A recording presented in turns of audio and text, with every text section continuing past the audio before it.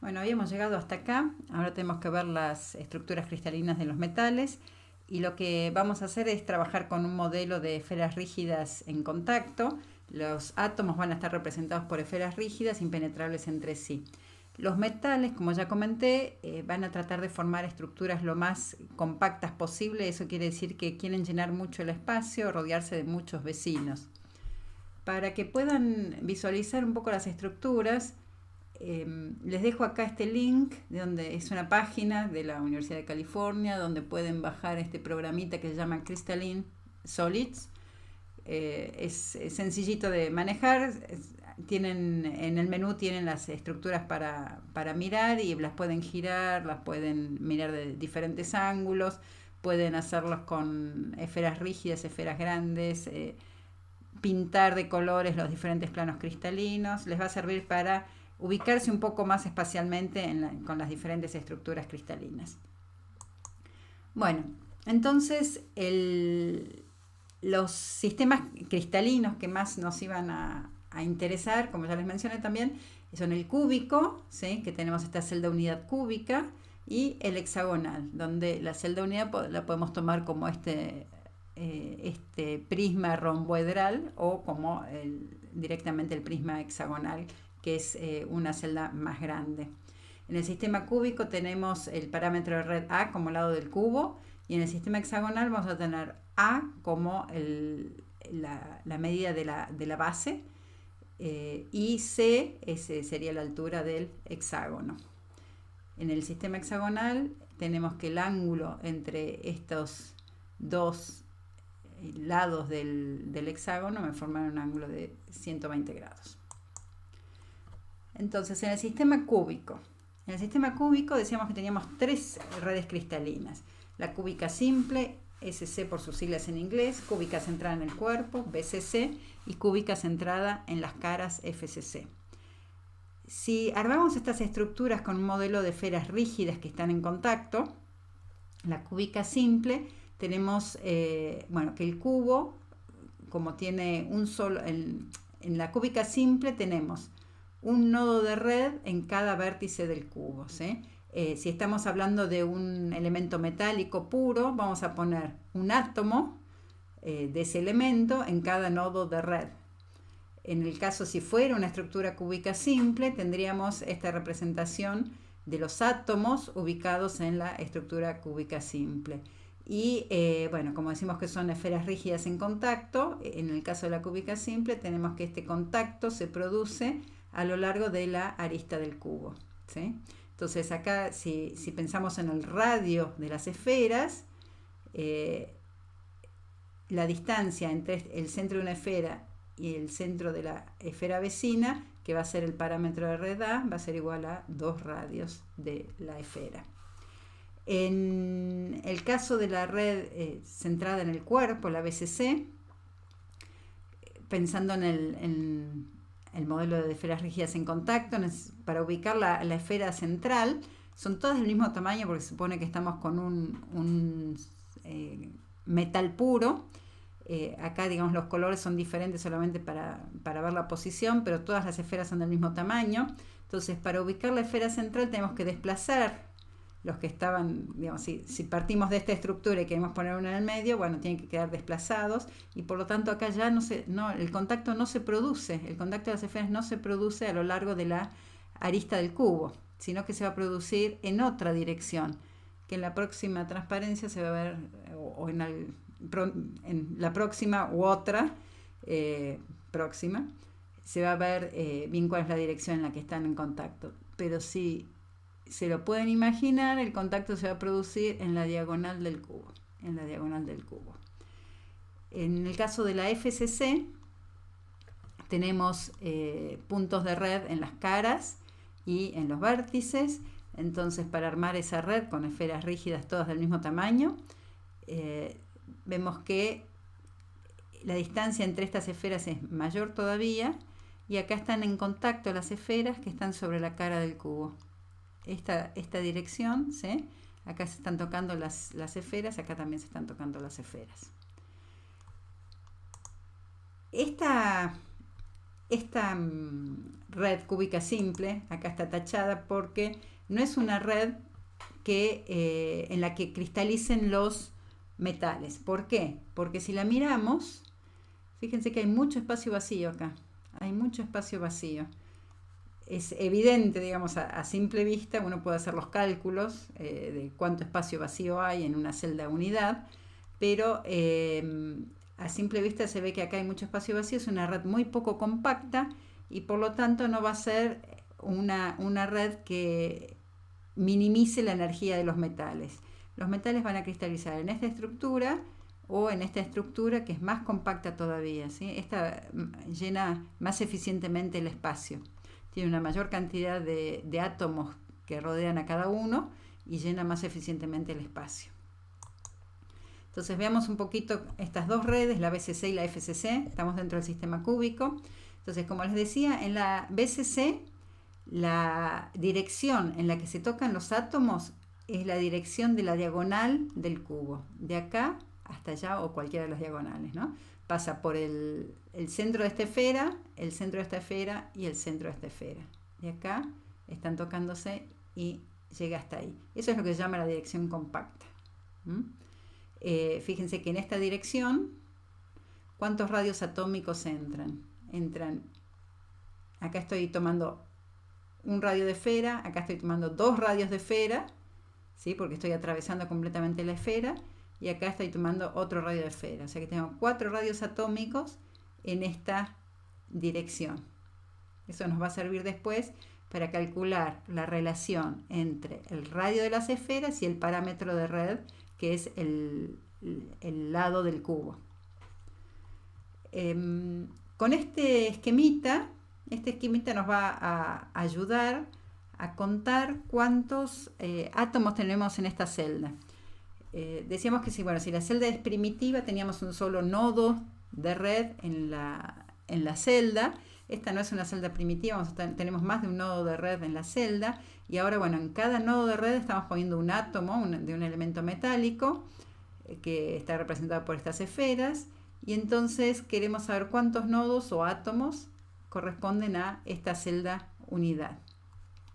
Como acá tenemos los cortes de las esferas, si se acuerdan, cuando contábamos los nodos por celda en esas celdas planares, veíamos que en esa celda rectangular cada nodo estaba compartido por 4 celdas y por lo tanto solamente un cuarto correspondía a la celda que estábamos mirando. Acá, como estamos en el espacio, cada esfera, ¿sí?, que está ubicada en un nodo, comparte con 4 celdas por arriba de este plano base, ¿sí? Acá comparte con 4 celdas esta esfera y con 4 celdas abajo esta misma esfera. Así que en realidad tengo un octavo de esfera dentro de la celda que estoy mirando. Bueno, y esto pasa en cada uno de los vértices de la celda. Como tengo 8 vértices, tengo 8 vértices por un octavo. Cada nodo nodo que está en los vértices me aporta, en total voy a tener por los vértices, ¿sí?, una esfera entera o un nodo entero. Espero que me hayan entendido. Y lo que tenemos también acá es que el átomo central está completamente dentro de la esfera, así que en la BCC vamos a tener 2 átomos por celda. 2 átomos por celda. Siempre hay que tener en cuenta que esta representación de la celda unidad, ¿sí?, es la unidad que se repite para generar el cristal, ¿sí? No se queden solamente con espacialmente estoy acá y me olvido que tengo vecinos en todas las direcciones, ¿sí?, hasta en principio el infinito si estoy en una red ideal. Entonces, esta es la estructura base con la que por repetición voy a generar todas las posiciones de todos los átomos y la estructura cristalina. Entonces, eso respecto de la BCC. Entonces, resumiendo, tengo 2 átomos por celda y la dirección en la que se tocan las esferas es la dirección de la diagonal del cubo. Cualquiera de las diagonales del cubo me va a pasar por la esfera central. Tengo 4 diagonales en el cubo, ¿sí? Me pasa por la esfera central y voy a tener 4 radios de esferas en esa longitud de la diagonal del cubo. Con respecto a la FCC tenía átomos o puntos de red, donde voy a ubicar átomos en los centros de las caras. Tengo 6 caras del cubo y entonces voy a tener en estos puntos, bueno, una esfera representando un átomo, y también voy a tener en los vértices una esfera representando un átomo. ¿Qué es lo que veo? Bueno, si quiero contar, por ejemplo, los átomos que hay en esta celda, con ayuda de este dibujito, bueno, tengo la misma situación de los vértices, tengo 8 vértices, donde cada átomo en el vértice me aporta un octavo. Entonces tengo 8 vértices por un octavo, tengo un átomo, ¿sí? Que pertenece a esta celda, que es el aporte de los que están en los vértices. Y bueno, y después los de las caras, fíjense que está la mitad adentro, Entonces por cada cara tengo medio átomo. Tengo 6 caras, dividido 2, 3. Entonces, en total tengo un átomo aportado por los puntos en los vértices y 3 átomos aportados por los puntos en las caras, y por lo tanto tengo 4 átomos en la celda. Esta celda unidad tiene 4 átomos asociados a ella. Tampoco es una celda primitiva, porque para que sea primitiva tenía que tener un átomo asociado a ella. Bueno, y acá está la representación de cómo es la estructura cristalina de la FCC, pensando en cómo la construyo a partir de la traslación de esta celda unidad. Y acá muestra, digamos, una cantidad mayor de átomos. Respecto de la hexagonal, decíamos que era el sistema hexagonal, pero esta red hexagonal, que podemos pensar con una celda unidad con base de rombo o con base de hexágono, ¿sí? Ya les dije, si estamos pensando en base de rombo, la celda que tiene el hexágono tiene 3 veces el tamaño de la que tiene el rombo, porque este rombo es el mismo que este rombo y el mismo que este rombo, ¿sí? Entonces, este hexágono se puede partir en 3 rombos. Entonces, el volumen, por ejemplo, de la celda esta con base romboedral va a ser 1/3 del volumen de la celda con base hexagonal, ¿sí? Bueno, esta celda es la celda primitiva hexagonal, es una red de Bravais, pero esta estructura es demasiado abierta también para que los metales cristalicen en esta estructura, y la estructura en la que cristalizan los metales es una estructura que no es una red de Bravais. Tiene simetría hexagonal, pero es una red hexagonal, pero con un motivo. No la podemos describir a esta estructura que se llama hexagonal compacta, no la podemos describir como una red de Bravais, porque no todos los puntos de red son equivalentes, no todos los puntos de esta estructura, tienen el mismo entorno de vecinos. Entonces no la podemos describir como una red de Bravais. Es una estructura cristalina que es una red con un motivo. El motivo va a ser que a cada punto de red le asocio 2 átomos. Uno en el vértice, por ejemplo, y uno de estos. Bueno, esta red hexagonal ya la vamos a ver con más detalle enseguida. Forma lo que se llama la estructura hexagonal compacta. Este plano que acá no se entiende mucho qué es, ¿sí? En realidad es un plano igual a estos, ¿sí? Donde un átomo está rodeado por 6, pero está desplazado, el centro de esta esfera está desplazado respecto del centro de esta esfera. Ya enseguida vamos a ver con más detalle cómo se forma esta estructura cristalina hexagonal compacta a partir de apilamientos de estos planos donde un átomo está rodeado por 6.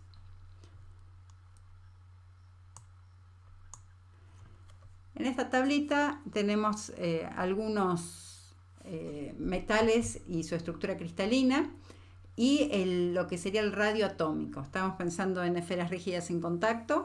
Entonces, bueno, este radio atómico va a estar totalmente relacionado con el parámetro de red de la estructura cristalina, ¿sí? Les decía, por ejemplo, que, bueno, no sé si les decía, acá creo que me olvidé, la dirección en la que se tocan acá las esferas, la dirección en la que se tocan las esferas, en el caso de la FCC, habíamos dicho que en la BCC era la diagonal del cubo, en el caso de la FCC es la diagonal de la cara, eso me olvidé de decirles, es la diagonal de la cara. Y queda acá en este esquema, digamos, está totalmente evidente que en esta distancia, que es la diagonal de la cara, entran un radio, 2 radios, 3 radios, 4 radios, ¿sí? Entonces, si yo conozco el radio atómico, puedo saber cuánto vale el lado del cubo. Es una relación geométrica, ¿sí?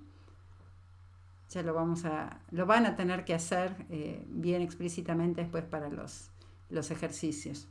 Entonces, si me dan como dato el radio atómico, ¿sí? Es lo mismo que me dieran el lado del cubo, o el parámetro de red de la celda.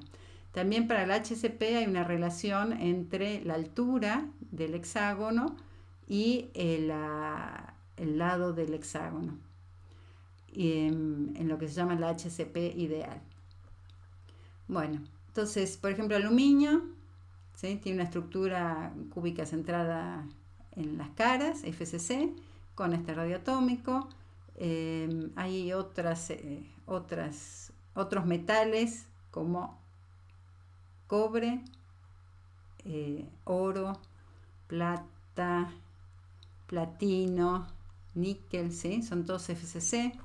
Hay otros que son HCP como el zinc y el titanio, y hay otros que son BCC. Estos BCC en general son los de la primera, bueno, acá lo tenemos, estos son BCC,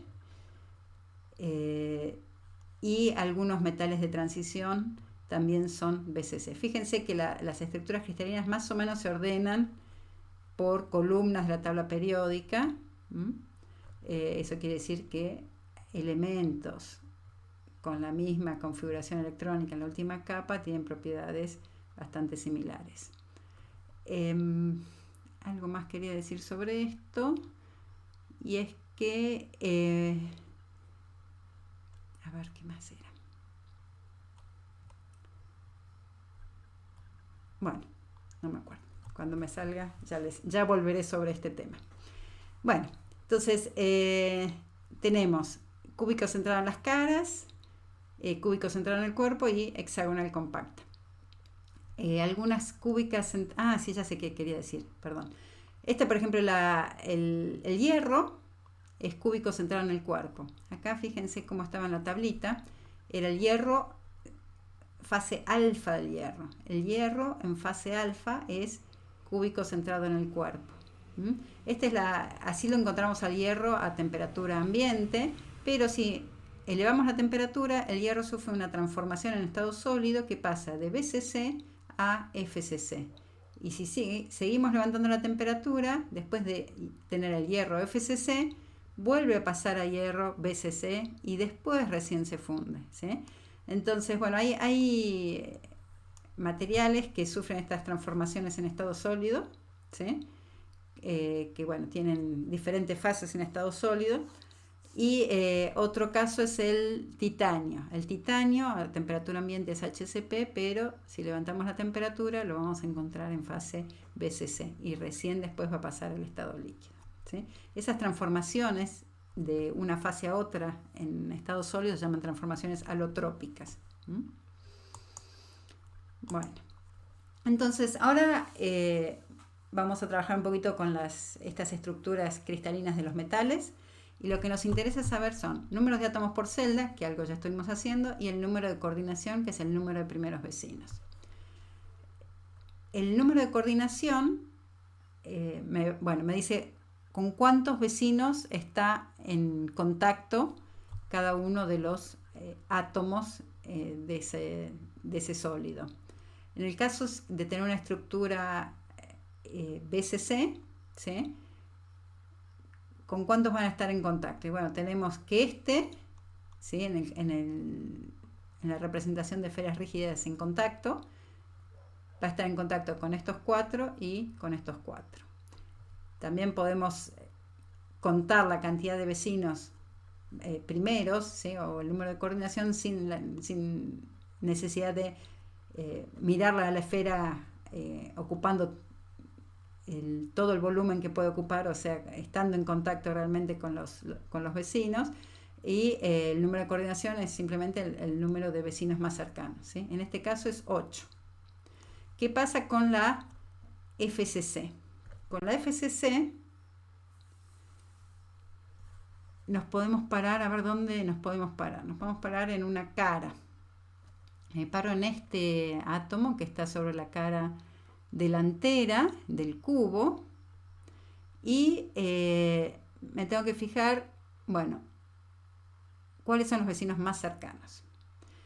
Acá están marcados con barritas de enlaces, digamos, los vecinos más cercanos, y lo que vemos es que, bueno, este átomo está enlazado con los átomos que están en este plano, en esta misma cara, tiene 4 vecinos sobre este plano. Después tiene en el plano perpendicular así, tiene este vecino, fíjense que también está enlazado acá, y este vecino. Pero lo que no estamos viendo son los que están adelante, ¿no? Porque acá hay que pensar que la estructura se continúa, este cubito se repite en todas las direcciones.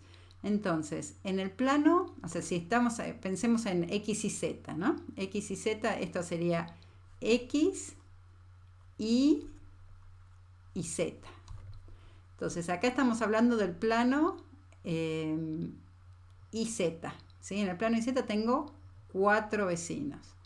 En el plano XY tengo 2 por detrás del átomo donde me estoy parando, pero tengo 2 por delante. Entonces también tengo 4 en este plano. Y después en el plano ZX tengo este por detrás del plano donde me estoy parando y tengo 2 más por delante del plano de este atomito. Entonces tengo 4 en este plano, en total 4 en el otro plano y 4 en el otro plano, 12. Bueno, espero que lo hayan entendido. Fíjense después en el programita en el que pueden girar las estructuras, a ver si encuentran bien cómo contar el número de vecinos. Bueno, ¿y cómo es en esta estructura HCP? Acá también, en este esquemita, digamos, no tenemos las esferas rígidas en contacto, sino que los primeros vecinos se encuentran enlazados, ¿sí? Entonces, estas distancias son iguales, son todas de primeros vecinos. Entonces, me puedo parar, por ejemplo, en este atomito, y veo que en este plano de la tapa del hexágono tengo 1, 2, 3, 4, 5, 6. 6 vecinos, ¿sí? Ahora, estos 3 que están en el plano del medio, que están insertados, digamos, entre las tapas del hexágono, estos 3 también son primeros vecinos de este donde me paré. Ahora, si yo continúo la estructura, como se continuaba acá, si continúo la estructura,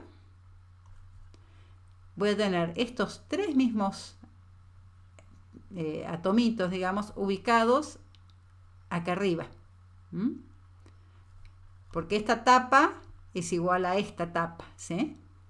Entonces, después de tener una capa así, voy a tener una capa así, ¿sí?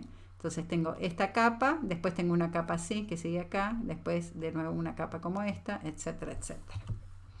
Entonces en total tengo 6, 3 y 3, o sea, 12 vecinos, igual que esta, y eso no es casualidad, porque estas son las estructuras cristalinas que llenan el espacio de la manera más eficiente posible, tienen lo que se llama el mayor factor de empaquetamiento, que enseguida vamos a definir, y tienen la misma cantidad de vecinos. Entonces acá les dejo el cuadrito, ustedes tienen que completar Número de coordinación es el número de átomos primeros vecinos. Números de átomos por celda, estos ya los contamos, eran 2, estos ya los contamos, eran 4, y estos no los contamos, pero los podemos contar.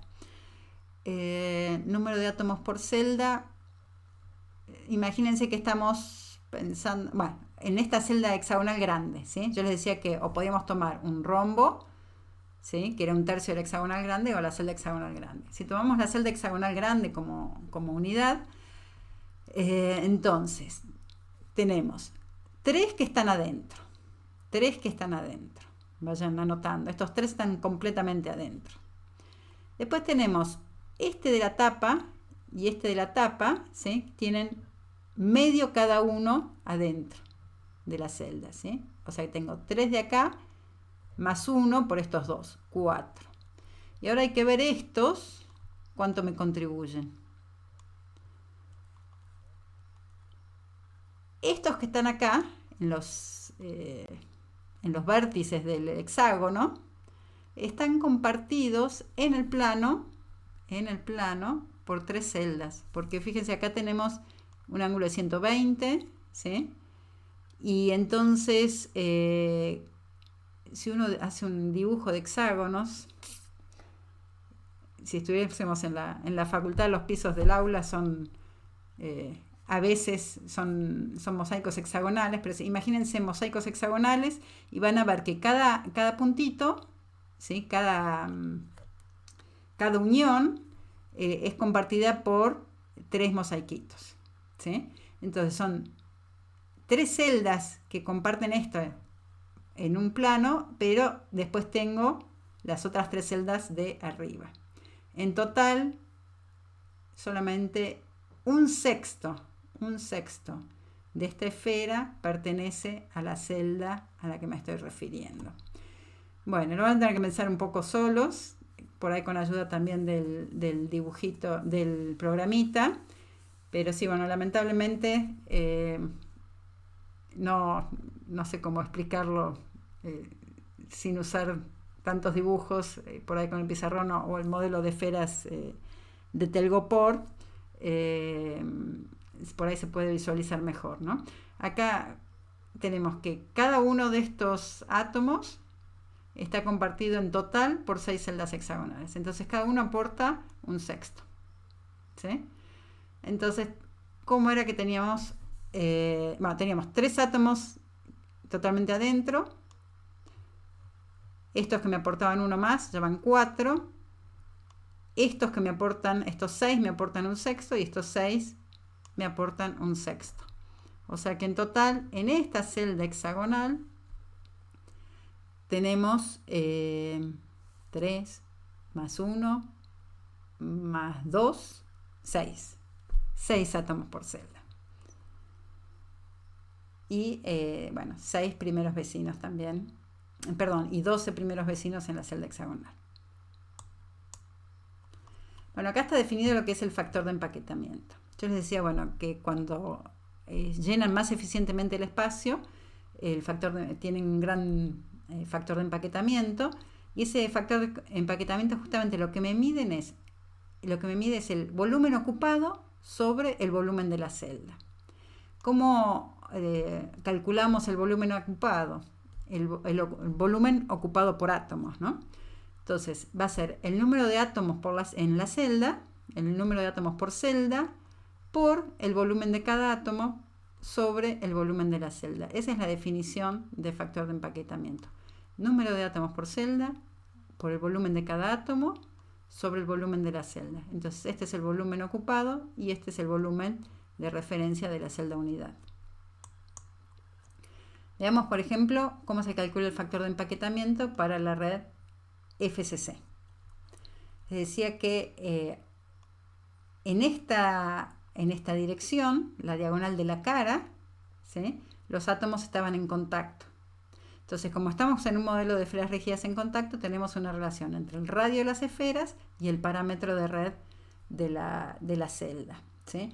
El volumen de la celda es directamente el volumen del cubo, ¿sí? Vamos a avanzar acá. El volumen de la celda es el volumen del cubo. Tenemos 4 átomos en la celda, eso ya lo contamos. Y el volumen de cada átomo es 4pi r cubo sobre 3, el volumen de la esfera. ¿Sí? Lo que nos falta saber, si vamos reemplazando acá por 4pi r al cubo sobre 3, y acá a cubo, ¿sí? Lo que nos está faltando es cuál es la relación entre r y a, porque nosotros lo que queremos es un número acá. Esto nos tiene que dar un número. Bueno, pero por esta geometría podemos sacar cuál es la relación entre r y a, porque en el caso de la FCC tenemos que la diagonal esta de la cara, la diagonal de la cara es a cuadrado más a cuadrado raíz cuadrada de eso, ¿sí? O sea que es raíz de 2 por a. Esta diagonal vale raíz de 2 por a. Eso es igual a 4 radios. O sea que a vale 4r sobre raíz de 2. Si ponemos todo esto, todos estos datos en esta formulita, esto nos va a dar un número. Nos va a dar un número, que creo que el resultado es 0,74. Bueno, ya lo tienen que hacer después en el práctico. El número este de factor de empaquetamiento, por supuesto, siempre es menor que 1 y me dice cuánto espacio o cuál es el volumen que está ocupado por átomos. Lo que no está ocupado por átomos, bueno, son huequitos que me quedan en la red, ¿sí? O sea, la materia tiene huequitos. Solamente parte del volumen está ocupado por átomos. En el caso de la red FCC, esa fracción de volumen que está ocupada por átomos es importante, como les decía, que es 0,74. Así que solamente el 26% me queda vacío. En el caso de la red HCP también, lo que llamamos la HCP ideal, tiene el mismo factor de empaquetamiento que la red FCC. La red BCC tiene un factor de empaquetamiento menor y si lo calculan también para la cúbica simple, va a tener un factor de empaquetamiento menor todavía. Bueno, este es el resultado, ¿sí? Hacen la cuenta, pero ven que se les simplifican los R's, ¿sí? Ya no va a depender del material, no va a depender del radio atómico particular del elemento, sino que es una característica de la estructura. O sea, el factor de empaquetamiento es el mismo. Si estoy en un metal que cristaliza en una red FCC, como ser plata, oro o cobre, todos tienen el mismo factor de empaquetamiento, ¿sí? Pueden tener diferente longitud del lado de la celda, o sea, diferente parámetro de red, pero el factor de empaquetamiento va a ser el mismo. Entonces, acá les dejo el cuadrito que van a tener que completar. Agregué la cúbica simple, ¿sí? Por completitud, pero está puesta en rojito para recordar que cúbica simple no es una de las estructuras cristalinas de los metales, ¿eh? Las estructuras en las que cristalizan los metales son la BCC, FCC y HCP. Bueno, este tipo de cuentas y deducciones y cálculos van a tener que hacer en el práctico.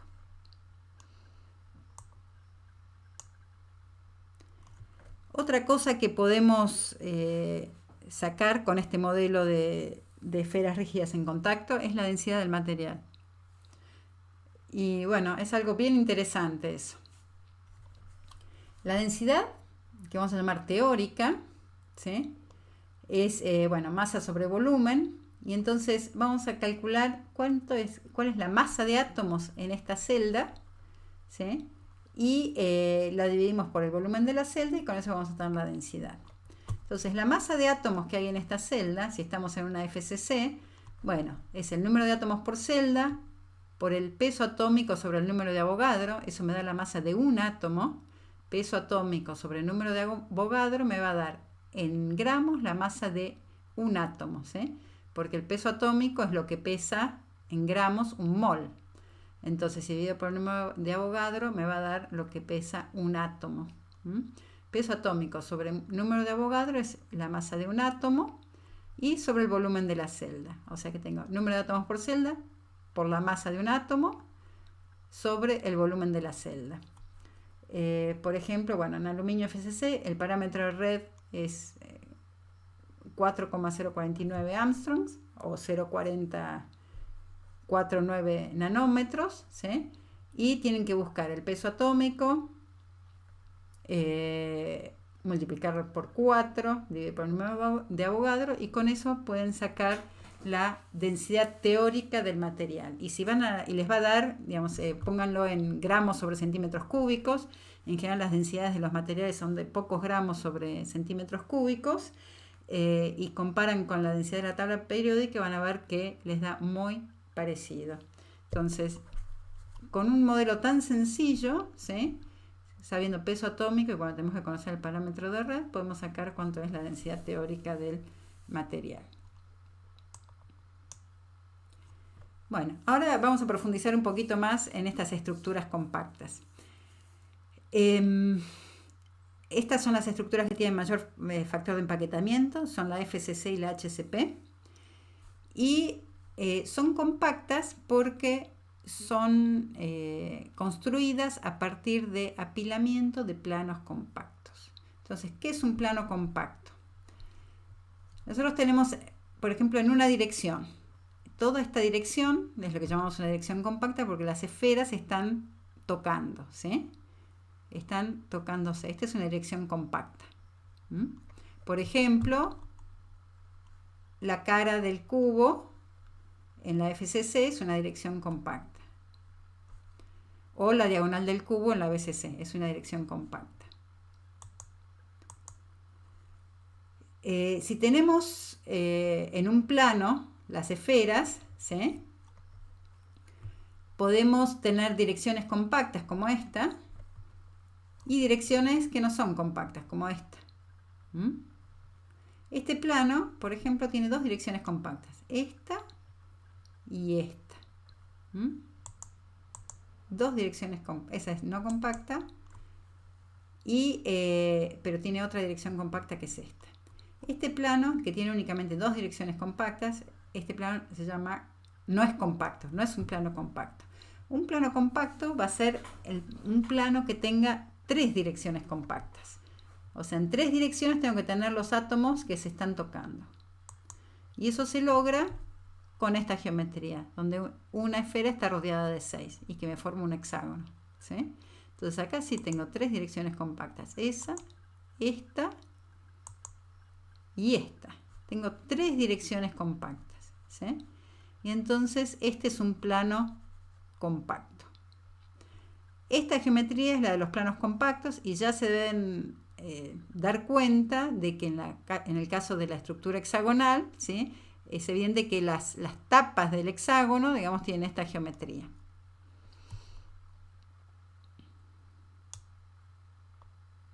Entonces, las estructuras HCP y FCC se construyen a partir de apilamientos de planos compactos. ¿Qué quiero decir con eso? Este es un plano compacto, ¿sí? Imagínense, estas son esferas apoyadas sobre una superficie. Es un plano, me forman un plano compacto. Acá tengo huequitos que llamo B a estos que están a 120 grados y C a estos que están en los otros 120 grados, ¿sí? O sea, acá tengo 6 huequitos, los voy a nombrar como C a unos y B a otros. Y la posición de estas esferas, las voy a decir que están en la posición A. Entonces, ahora tengo que ubicar sobre este plano compacto otro plano compacto. Si yo quiero hacer una estructura compacta, no voy a hacer coincidir los centros del plano siguiente en estas posiciones A. Los voy a hacer coincidir en un huequito. Esos huequitos pueden ser los B o los C. ¿Sí? Los B o los C. En este caso elegí los B. Los C me quedaron vacíos. Los huequitos C me quedaron vacíos. Entonces tengo un plano, el plano siguiente elegí ubicarlo en los huequitos B. Ahora, ¿qué pasa con el tercer plano? El tercer plano lo puedo ubicar en estos huequitos que me deja el segundo plano o en estos huequitos que todavía no fueron ocupados. ¿Se entiende? Entonces, si el tercer plano lo ubico en los huequitos donde está el primer plano, en las posiciones A, bueno, me van a quedar estos que nunca se ocupan. Los C nunca se van a ocupar, ¿sí? Entonces, el tercer plano lo voy a poner en los huequitos A. Voy a tener un apilamiento A, B, A. B, A, B, A, B. A, B, A, B, A. ¿Qué quedó? Esto suena bastante conocido, ¿sí? Y quedó exactamente la estructura hexagonal compacta. Así que este plano del medio es un plano igual a esto, pero que está ubicado un poquito desplazado respecto de el plano de la tapa, de manera que los centros de las esferas coincidan con con uno de los tipos de huequitos. Y para formar la estructura de esta HCP, lo que tengo que hacer es que el tercer plano que apilo tiene que coincidir con el primer plano. O sea, es A, B, A. Acá tengo el apilamiento de los tres planos, el primer plano, después ubiqué otros en los huequitos B, y el tercero lo ubico en los huequitos C, que son iguales a los primeros. Entonces me quedan estos, el tercero lo ubico en los huequitos A, que son iguales a los primeros, y entonces me quedan estos huequitos C desocupados para siempre. Y tengo un apilamiento A, B, A, B, A, B. Esto es la esquemita de la estructura HCP, ¿sí? Donde, bueno, esto nos servía para contar cuántos átomos teníamos en la celda, etcétera. Y vemos que tenemos estos planos compactos, ¿sí? Y estos tres esferitas, ¿sí? Están ubicadas los centros en esos huequitos, en este huequito, en el otro huequito y en el otro huequito. Esto es lo que se llama HCP ideal, el apilamiento de esferas rígidas en contacto, ¿sí? Me da una relación entre la altura de la celda hexagonal y la arista sobre la base. Me da una relación de 1,633, eso lo tienen que hacer en el práctico después. Entonces, si pienso en esferas rígidas en contacto que se apilan de esta manera, tengo una relación geométrica entre la altura de la celda hexagonal y este lado. Y eso se llama HCP ideal. La realidad nunca es ideal, ¿sí? Y vemos que los metales en general tienen una distorsión respecto de esta idealidad, donde a veces encontramos que la relación C sobre A es menor que la ideal o mayor que la ideal. Entonces, en estos casos de circonio, titanio, berilio, por ejemplo, tendríamos una celda más achatada, y en el caso del cadmio y el zinc tendríamos una celda más alargada que la ideal, que es la que se forma poniendo esferas rígidas, apilándolas así, plano compacto sobre plano compacto. Bueno, la otra estructura, que es una estructura compacta, que también tiene el máximo factor de empaquetamiento posible, es la estructura FCC. Bueno, ya vimos que la HCP se construye apilando A, B, A, B, A, B. Entonces, la FCC, bueno, ¿qué pasa si ponemos el tercer plano? ¿Sí? Esto es el primer plano, el segundo plano lo ponemos en B, ¿sí? El tercer plano lo ponemos en los huequitos C. Eso me da una estructura diferente, con un apilamiento ABC, ABC, ABC, que por ahí es un poquito difícil visualizar porque están como escondidos dentro de la celda cúbica. Hay que mirarlo desde el vértice, en dirección de la diagonal, digamos, para encontrar esos planos compactos en la celda cúbica. Ahí les puede ayudar el programita también para visualizar los planos compactos en esta celda. Pero si se ubican en esta figurita, ¿sí? Fíjense que esto es una celda cúbica, ¿no? Acá tengo la cara del cubo, ¿sí? Con sus átomos tocándose en las diagonales de la cara, lo mismo acá, ¿sí? Estas son las caras de los cubos, y estos planos son los planos compactos que están apilados en secuencia.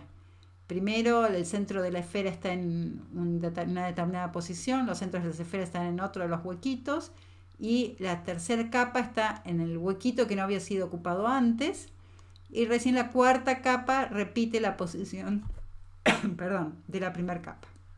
Entonces tengo A, B, C, A, B, C, A, B, C, etc. Y con eso se forma la estructura cúbica centrada en las caras. Entonces, tanto la HCP como la FCC son estructuras compactas y están formadas por apilamientos de planos compactos y la diferencia entre ellas es la secuencia de apilamiento. En la HCP es AB, AB, AB y en la FCC es ABC, ABC, ABC. Al estudiar las estructuras cristalinas nos va a interesar nombrar planos y direcciones en estas estructuras y eso es porque si ustedes se imaginan la disposición de átomos en las estructuras, en los sólidos cristalinos, por ejemplo, supónganse tenemos una celda cúbica, una cúbica simple, donde tenemos puntos de red únicamente en los vértices y entonces la disposición de átomos es tal que tengo un átomo acá, otro acá, acá, acá, etc., ¿no? Entonces, imagínense que las propiedades de este sólido van a ser diferentes en una dirección donde tengo cierta distribución de átomos que en otra dirección donde los átomos están a una distancia más grande, por ejemplo, ¿sí? Entonces, interesa tanto en el caso de las direcciones como en los planos, ¿sí? Puede haber propiedades diferentes en diferentes direcciones o planos y entonces interesa nombrar estas direcciones y planos. Bueno, para nombrar las direcciones cristalinas, si se acuerdan, la red cristalina, la red de Bravais, ¿sí? La podíamos definir como una distribución de puntos en donde todos los puntos eran generados por traslaciones enteras de vectores primitivos, ¿sí? Pensemos en el sistema cúbico, los vectores primitivos van a ser A1, A2, A3 coincidentes con los lados del cubo en el sistema X y Z, ¿sí? Y entonces una dirección cristalina es una dirección que apunta hacia puntos de red, ¿no? Entonces, para dar la dirección cristalina, lo que se usan son 3 números enteros que son justamente estas traslaciones enteras de los vectores primitivos, ¿sí? Y se ponen entre corchetes y sin comas, ¿no? O sea, es la diferencia entre un vector en el espacio y una dirección cristalina. Entonces pensemos en este ejemplo, tenemos en este sistema de coordenadas A1, A2, A3, ¿sí? Y para indicar esta dirección, digamos, bueno, me trasladé, o sea, para generar esta dirección me trasladé 1 en A1, me trasladé 1 en A2 y 1 en A3 y por lo tanto esta es la dirección 1, 1, 1. En esta, ¿sí? Nos movimos 1 en X, ¿sí? 1 en Y y 2 en Z, ¿no? Y entonces, bueno, la 1 es paralelo a X, etc. Entonces esta es la dirección 1, 1, 2.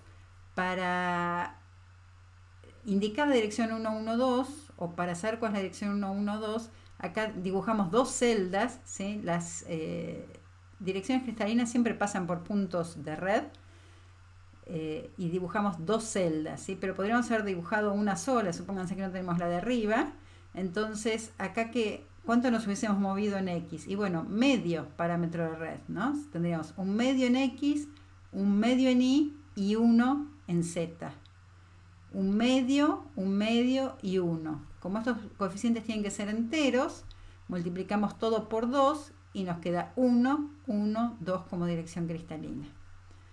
Si tenemos uno de los índices es negativo, no lo vamos a poner delante del número, sino arriba, ¿sí? Esa es la convención que se usa en cristalografía.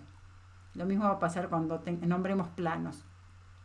Entonces, esta dirección menos 1, 1, 2, ¿sí? Es esta que está representada. Acá, digamos, trasladé el origen al punto donde se inicia el vector y me moví en X menos 1, en Y 1 y en Z 2. etcétera, etcétera, ¿sí? Y esta, por ejemplo, es la dirección 221. Me moví 1 en X, 1 en Y y medio en Z. 1, 1, un medio, como necesito índices enteros, se me transforma en 2, 2, 1. ¿Sí? Esta es la dirección 221. También podría haber dibujado la celda de al lado y en ese caso me apunta justo al vértice de la segunda celda. Eso respecto de las direcciones. Lo que tenemos son familias de direcciones equivalentes por simetría. Entonces, una dirección cristalográfica la notamos, digamos, entre corchetes con índices enteros y que no están separados por comas. Vamos a llamar familias de direcciones a las direcciones que son equivalentes por simetría y en ese caso se las denota entre este tipo de corchetes, ¿sí?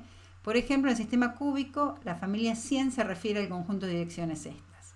Ya voy a explicar qué es esto. La familia 100. Pensemos en la dirección 100. La dirección 100 en el sistema cúbico es esta de acá, ¿sí? Y si yo quiero dibujar los puntos de red en la dirección 100 en una cúbica simple, lo que voy a dibujar es, tengo un punto de red, parámetro red A, otro punto de red, A, punto de red, A, o sea, tengo todos los puntos de red separados A. Si quiero dibujar la distribución de puntos en la dirección 0, 1, 0, que sería esta dirección Y, ¿sí? La dirección 0, 1, 0. ¿Qué voy a dibujar? Lo mismo, punto A de distancia, otro puntito, o sea, todos los puntos separados a una distancia A. Lo mismo en la dirección Z. En la dirección menos 100, ¿sí? Que es la dirección para atrás, voy a tener exactamente lo mismo menos 0, 1, 0 y lo mismo 0, 0, menos 1. Entonces, todas estas direcciones en el sistema cúbico tienen la misma distribución de puntos, son iguales. Por eso son equivalentes por simetría y de manera general se las denota como 100, ¿sí? 100 entre corchetes. Entonces uno puede decir, por ejemplo, que no sé, el módulo de Young en la dirección 100, ¿sí? Es tanto. Y eso se refiere a cualquiera de estas direcciones. Fíjense que esta con signo menos es casi irrelevante, ¿sí? Es coincidente con la otra, ¿no? Una va para un lado, otra para el otro, pero bueno, por completitud ponemos todas estas direcciones. Entonces, en un cristal cúbico va a tener, como estas direcciones son equivalentes por simetría, van a tener que tener las mismas propiedades en esta dirección que en esta, que en esta, que en esta, que en esta, que en esta. Bueno, eso es la familia de direcciones equivalentes por simetría y se las denota, o sea, este es un conjunto de direcciones que en el caso del sistema cúbico tiene estos 6 elementos. Si el sistema no es cúbico, por ejemplo, es tetragonal, donde teníamos A igual a B distinto de C y todos los ángulos de 90 grados, ¿sí? O sea, tenemos un prisma de base cuadrada y altura diferente. En ese caso, esta dirección y esta dirección que me involucra al eje C, ¿sí? O A3 o lo que sería en la dirección Z, ¿sí? Eso es, como tiene una distribución diferente de vecinos, una distribución diferente de puntos, la distancia entre puntos es diferente, ¿sí? Es una dirección que no va a estar en el conjunto de direcciones equivalentes por simetría en la red tetragonal. Bueno, resumiendo esto, discúlpenme, por ejemplo, en la red tetragonal, este conjunto de direcciones 100 se referiría únicamente, tendría 4 elementos, estos dos y estos dos. Estos no y no, ¿sí? Porque si yo dibujo la distribución de puntos en estas dos direcciones, va a ser diferente a la distribución de puntos en estas 4, ¿sí? Entonces, dependiendo de la simetría, la cantidad de elementos que tiene este conjunto va a ser diferente. Bueno, ¿qué pasa con los planos cristalinos? Los planos cristalinos se nombran por lo que se conoce como índices de Miller, ¿sí? Un plano cristalino es un plano que contiene puntos de red. Todas las redes se pueden dividir en una infinidad de planos cristalinos, todos paralelos entre sí, y con eso podemos contener a todos los puntos de red. Los índices de Miller son 3 índices enteros que se ponen entre paréntesis. En vez de, ¿se acuerdan las direcciones? Era con corchete. Esto es entre paréntesis, sin comas, y vamos a usar también la misma convención de que el negativo se pone arriba como sombrerito. Y esos son los índices de Miller. Bueno, ¿cómo se determinan los índices de Miller? Hay una reglita, digamos, para determinar los índices de Miller. Supónganse que quiero determinar los índices de Miller de este plano. Los índices de Miller de este plano, lo que tengo que hacer es fijar un origen de coordenadas que no pertenezca al plano. O sea, el punto 0, 0, 0 no puede estar en el plano. Como todas las redes pueden descomponerse en planos paralelos entre sí idénticos, ¿sí? Siempre voy a poder elegir el origen de coordenadas de manera de que no pertenezca al plano. Si por alguna razón, por ejemplo, tenía el origen de coordenadas acá, bueno, busco el plano paralelo a este, el primer plano paralelo a este, que no pase por el origen de coordenadas. Bueno, entonces, una vez que tengo ubicado el origen de coordenadas que no pertenece al plano, me fijo dónde interseca los ejes este plano. Entonces voy a mirar las intersecciones del plano con los ejes coordenados, ¿sí? Y eso lo voy a llamar, bueno, intersección con A, con B y con C. Y en este ejemplo que estamos desarrollando acá, tengo que el eje X lo corta en 1, ¿sí? En un parámetro de red, el eje Y lo corta en 1 y el eje Z no lo corta, y por lo tanto lo corta en infinito. Entonces esas intersecciones son 1, 1, infinito. Ahora saco los recíprocos, o sea, hago la inversa de cada uno de esos numeritos. 1 sobre 1 me da 1, 1 sobre 1 me da 1, 1 sobre infinito me da 0. Tengo 1, 1, 0. Lo reduzco a los 3 enteros menores. ¿Sí? Estos enteros no tienen que tener factores comunes, al igual que en las direcciones cristalográficas, no queremos factores comunes. Entonces buscamos los 3 enteros menores y para indicar que los índices de Miller de este plano, lo que hacemos es ponerlo entre paréntesis sin coma. Y estos son los índices de Miller del plano mostrado en la figura. Este es el plano 110. Otros ejemplos. Este plano, este es importantísimo porque en la red FCC justamente son los planos compactos. Este es el plano 111, ¿sí? Fíjense, acá está fácil porque si ubicamos el origen de coordenadas en este vértice, ¿sí? Corta en 1, 1, 1. Entonces, estas son las intersecciones, invertimos las intersecciones, sacamos factores comunes y lo ponemos entre paréntesis. Este plano, fijémonos, bueno, tengo bien ubicado el origen de coordenadas porque no pertenece al plano, y va a cortar al eje X, no lo corta, infinito. Al eje Y lo corta en 1 y al eje Z lo corta en 1/2. Hacemos las inversas, 0, 1, 2 y ponemos entre paréntesis. Si hubiera factores comunes, bueno, sacamos los factores comunes. Bueno, estos planos son bastante sencillitos de identificar. Ya en el práctico van a tener ejercicios tanto para dar índices de Miller de los planos como para dibujar planos con índices dados. Acá tenemos el mismo concepto que en el caso de las direcciones de planos equivalentes por simetría. Si estamos con el sistema cúbico, el plano 100 es el plano que corta el eje X en 1, al Y no lo corta y al Z no lo corta, ¿sí? El plano 100 es el plano de la cara esta del cubo, ¿sí? Esta cara de frente del cubo, es el plano 100. El plano 010 es esta tapa, el 001 es esta cara y el 001 es esta cara.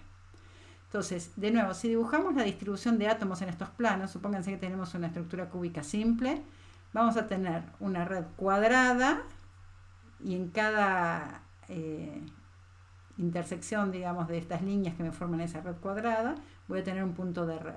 Entonces lo que vamos a tener es una distribución de puntos de red a distancia A en una dirección y a distancia A en otra dirección. Eso va a pasar tanto para el plano 100 como para el 010, como para el 001 y para estos negativos. Entonces todos estos planos, ¿sí?, van a tener propiedades similares, no similares sino idénticas, y son equivalentes por simetría, y al conjunto de estos 6 planos en el sistema cúbico lo llamamos plano 100 y lo denotamos así, con un corchete de este tipo. Si estamos en otro sistema, por ejemplo en el tetragonal, ya esta denominación de plano 100 no se va a referir necesariamente a estos 6 planos con estos índices, ¿sí?, sino que hay que ver cuáles planos integran esta familia de planos equivalentes por simetría.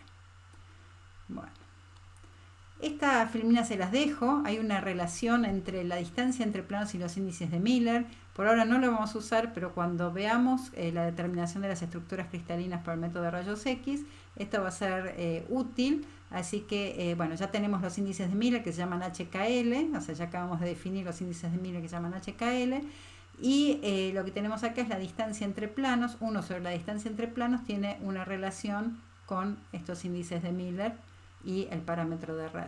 En el sistema cúbico es bastante sencillo. Cuando los ángulos no son rectos o los parámetros de red no son todos iguales, ya se complejiza la fórmula, pero siempre teniendo HKL y sabiendo a qué sistema pertenece, podemos encontrar la distancia entre planos.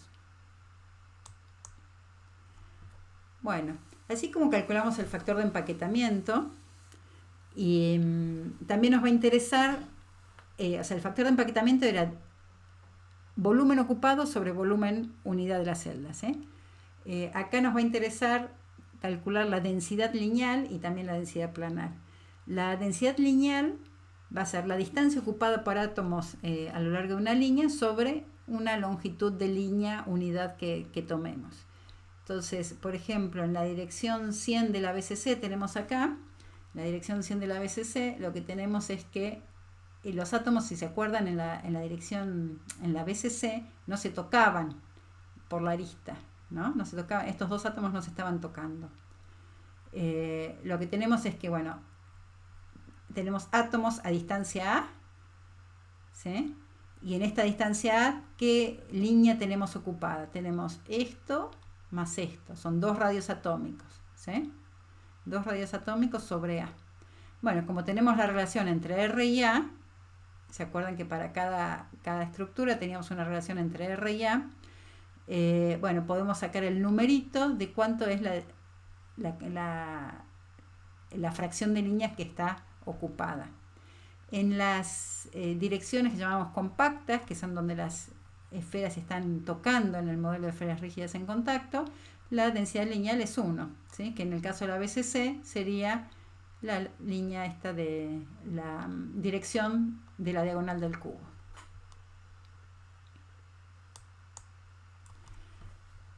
En un plano, lo que vamos a definir como densidad planar es el área ocupada por átomos en un plano cristalino sobre el área del plano. Entonces tenemos que tomar un área de referencia y ahí ver cuánto está ocupado por átomos. Acá como ejemplo está el plano 110 de la BCC. Lo que es importante es que los átomos que hay que contar, ¿sí?, son los que tienen el centro en el plano. Tienen que tener el centro en el plano. O sea, si corta un poquito, si el plano saca una tajadita de la esfera, no vale, digamos, ese átomo no lo tenemos que considerar como que está en el plano. Solamente tenemos que considerar los átomos que tienen el centro en el plano. Entonces, acá en el caso de la BCC, tanto estos de los vértices como el del centro del cubo, el del cuerpo, ¿sí?, el centro del cuerpo, tienen todos los centros en este plano 1, 1, 0. Y entonces podemos sacar la densidad lineal, la densidad planar como el área ocupada sobre el área unidad. El área unidad de acá, fíjense, este es un parámetro de red y esto, bueno, es la diagonal del cubo, ¿sí?, que se puede sacar por Pitágoras. Entonces esto por esto me da el área, ¿sí?, que estoy tomando como unidad. Y después, bueno, acá tengo un círculo completo y acá estas 4 porciones me hacen otro círculo completo, o sea que tengo 2 círculos, ¿sí?, sobre esta área, y el área del círculo es pi por radio al cuadrado. Entonces, con la relación entre R y A puedo sacar el numerito de densidad planar. Bueno, espero que eso, con los ejercicios ya se van a dar bien cuenta cómo hay que hacerlo.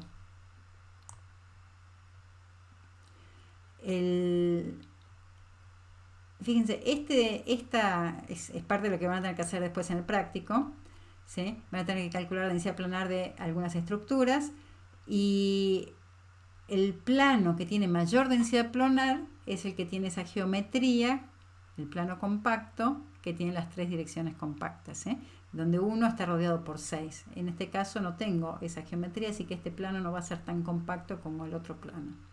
El otro plano tiene una mayor densidad planar, es más eficiente ocupando el área. Bueno, por último, y ya vamos a terminar con esta clase, como característica de las redes, ¿sí?, si estamos hablando de densidades, factores de empaquetamiento, y esos factores de empaquetamiento nunca llegan a ser 1, o sea, tenemos siempre una fracción de volumen que no está ocupada. Queremos ver esos huequitos que quedan en la estructura, y vamos a clasificar esos huequitos de la estructura por la simetría. ¿Por qué nos interesan los huequitos? Bueno, porque cuando veamos la clase que viene, los defectos cristalinos, ¿sí?, por hoy, digamos, todo es pensando en un cristal perfecto, donde este orden de largo alcance es hasta el infinito, y todas estas celdas unidades uno las puede repetir en todas las direcciones hasta el infinito. Pero bueno, la realidad es que los cristales no son perfectos, va a haber imperfecciones, que es el tema de la clase que viene, y también no solo imperfecciones, átomos que no están ubicados donde deberían estar o ese tipo de cosas, sino que también puede haber impurezas, puede haber elementos de otra especie, digamos, o sea, puede haber por ejemplo, tengo hierro y bueno, puede contener impurezas de carbono o de cobre o de otra especie, que se van a ubicar muchas veces, estas impurezas, en huequitos de la estructura. O sea, estos huequitos que ahora voy a describir, ¿sí?, muchas veces alojan átomos, puede ser de la misma especie o de otra especie. Estos huequitos se llaman sitios intersticiales y, bueno, tienen sus características.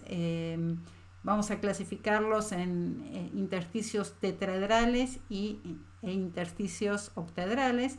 Empezamos por el que tiene simetría tetraedral. Esto ya les suena conocido, ¿sí?, es un tetraedro, y lo que tenemos acá en el centro del tetraedro es un huequito. Si pensamos en el modelo de esferas rígidas en contacto, tenemos 2 esferas en una dirección y 2 en otra dirección, ¿sí?, que me forman el tetraedro. Si no, tengo un triángulo equilátero de base y ubico una esfera en el centro del huequito.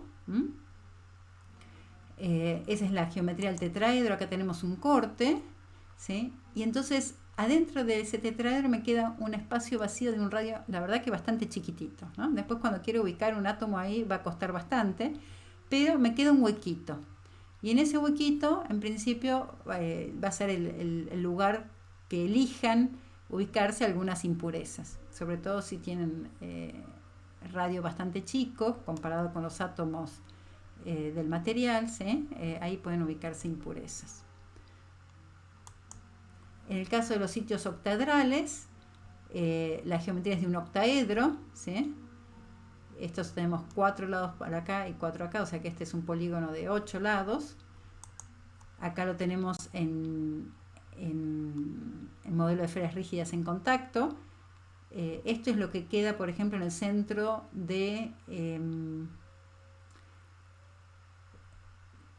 a ver, en un cubo. A ver cómo estamos. Bueno, ya lo vamos a mirar bien. Perdón, no quiero marearlos en este momento. Bueno, el huequito que queda acá también es chiquitito. Y lo que vamos a hacer ahora es mirar un poquito dónde están ubicados estos tipos de sitios intersticiales en las diferentes estructuras cristalinas que estuvimos viendo. Y después en el práctico van a tener que calcular los diámetros de estos huequitos, porque con el modelo de esferas rígidas en contacto, si conocemos la relación entre el parámetro de red y los radios de las esferas, también vamos a poder sacar cuál es el diámetro de estos huequitos que quedan, ¿sí? Si sabemos cómo es la geometría del huequito. Entonces, los intersticios octaedrales en la estructura FCC, acá están marcados, ¿sí? Fíjense que, bueno, eso es lo que les quería decir. Si estoy en el centro de... Eso era. Si estoy en el centro de una FCC, ¿sí? Y tengo 6 vecinos, fíjense, tengo 2 para arriba, ¿sí? 2 en la dirección X y 2 en la dirección Y, ¿sí? Eso me forma un octaedro. Un octaedro. En la estructura BCC tengo estos sitios octaedrales, tengo estos vecinos y estos vecinos en el otro plano, pero fíjense que en esta estructura la distancia, esta distancia es diferente a esta distancia, ¿sí? Esta distancia es más chiquita que esta, ¿sí? Y entonces acá el octaedro en la estructura BCC es un poquito deforme, no es regular como en la estructura FCC. ¿Dónde están estos sitios octaedrales? Bueno, acá ya están marcados y no habría que buscarlos, y tenemos sitios en todas las aristas y otro en el centro, en la estructura FCC. En la estructura BCC tenemos sitios en los centros de las caras y en todas las aristas. Podemos contar estos sitios, eso va a ser importante cuando querramos predecir estructuras de los cerámicos, ¿sí? Vamos a tener que saber cuántos sitios octaedrales o tetraedrales tengan las diferentes estructuras. Y en el caso, por ejemplo, de la estructura FCC, podemos contar la cantidad de sitios que tenemos. En las aristas tenemos uno en cada arista y otro en el centro, ¿no? El de cada arista, ¿por cuántos cubos está compartido? O sea, ¿qué parte de este sitio pertenece a la celda de referencia que estoy mirando? Bueno, si estoy en una arista, fíjense que está compartido por el cubo que estoy mirando, este vecino, el de arriba y el otro, o sea, 4 cubos. ¿Cuántas aristas tiene un cubo? Tiene 4, 8, 12. O sea que tengo 12 aristas con un punto, con un sitio cada uno, compartido por 4 cubos, o sea, 12 sobre 4 tengo 3, más 1, 4. Entonces, fíjense, en la estructura FCC tengo 4 átomos en la celda y 4 sitios octaedrales. Una característica de estas estructuras cristalinas es que cuando empiecen a contar sitios intersticiales o átomos por celda, nunca les va a dar números como 5, 7, ¿sí? Los números son más... bueno, vas a dar 4, 6, 12, ¿sí? Ese tipo de números. 8 puede ser, pero no números impares. Bueno, en la estructura BCC podemos contar también, acá tenemos los de las aristas, ¿sí? Esos tenía 12 aristas, cada arista me aporta un cuarto, o sea que tengo 3 por las aristas. Y después, como tengo los centros de las caras, y en los de las caras me aporta medio cada uno y tengo 6 caras, tengo 6 dividido 2, 3 más por las caras. O sea, en total 6. 6 sitios octaedrales en la estructura BCC. Bueno, los tetraedrales, ¿sí? Este es en la estructura FCC y este es en la estructura BCC. Los pueden contar, acá está fácil, son 8, ¿sí? Acá está más complicado, pero no tanto porque tengo 4 en las caras, ¿sí? Tengo 6 caras, por 4, 24, dividido 2, 12. Y la estructura HCP también tiene sus propios sitios octaedrales y los sitios tetraedrales. En el práctico van a tener que sacar los radios de estos huequitos, ¿sí? Pensando en el modelo de esferas rígidas en contacto, y por suerte les van a dar alguna ayudita de cuáles son las distancias entre los átomos, ¿sí? O ciertas longitudes que les van a servir para determinar cuál es el radio en función de los radios de los átomos. Si no las tuvieran, digamos, siempre por geometría, ¿sí? Acá hay que concentrarse y ubicarse en la geometría, ¿sí? Se puede sacar todas las relaciones necesarias para determinar cuál es el radio de estos intersticios. Bueno, entonces acá terminamos la clase de cristalografía y ya la semana que viene vamos a ver defectos cristalinos y difusión. Bueno, hasta la semana que viene entonces. Adiós.